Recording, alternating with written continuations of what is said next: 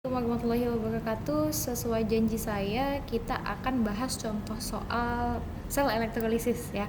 Ini ada soalnya, bisa kalian lihat ya. Dalam 100 ml larutan PbNO3 2 kali 1 molar dialirkan arus sebesar 2 ampere selama 3 menit menggunakan AU sebagai anoda dan Fe sebagai katoda.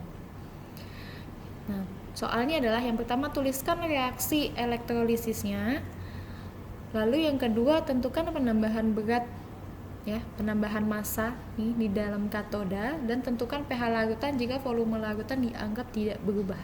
Oke, untuk pertanyaan yang ketiga nih, ini pertanyaan yang sangat mungkin ditanyakan dalam soal-soal hukum Faraday atau soal-soal elektrolisis, tapi yang kita bahas nanti soal-soal yang saya kasih tidak akan sampai di sini. Tapi ketika kalian nanti ikut SBMPTN atau TBK atau seleksi mandiri universitas, sangat mungkin ada soal seperti ini ya. Nanti kita akan bahas di pengayaan aja.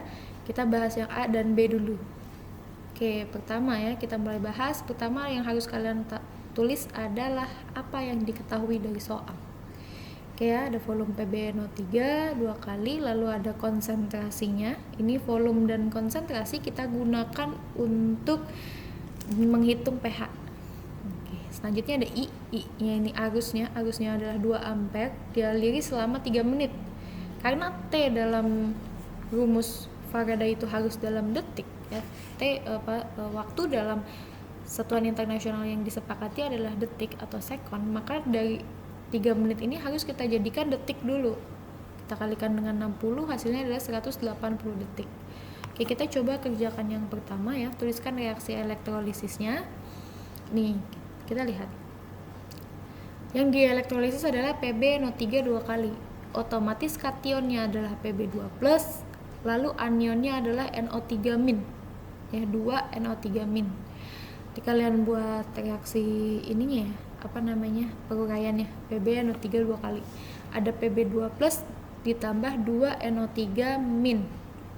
Berarti kationnya Pb2+, anionnya NO3-.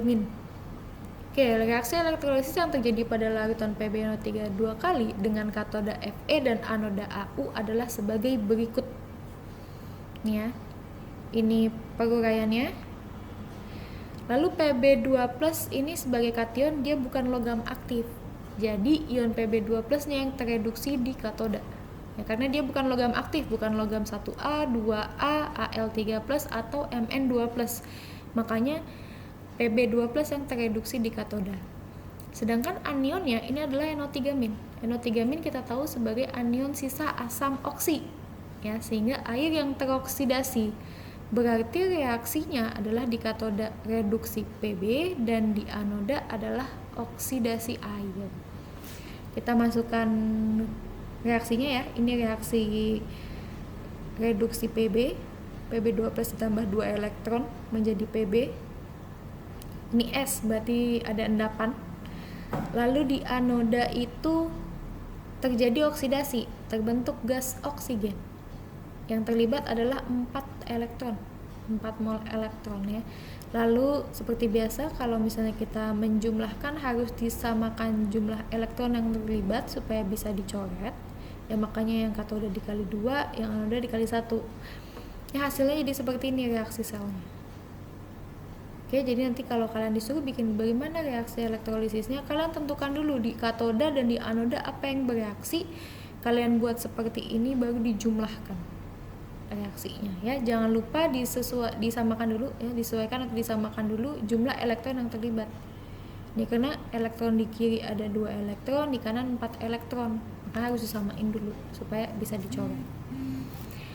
Oke, selanjutnya kita masuk ke ini, tentukan penambahan berat. Ini adalah hukum Faraday.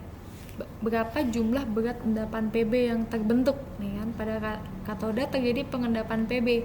Jadi penambahan berat katoda sama dengan berat Pb yang mengendap. Ya, kita masukkan ke rumus ya. Rumusnya ini W sama dengan E kali I kali T per 96500. Tapi sebelumnya E-nya kita jabarkan dulu.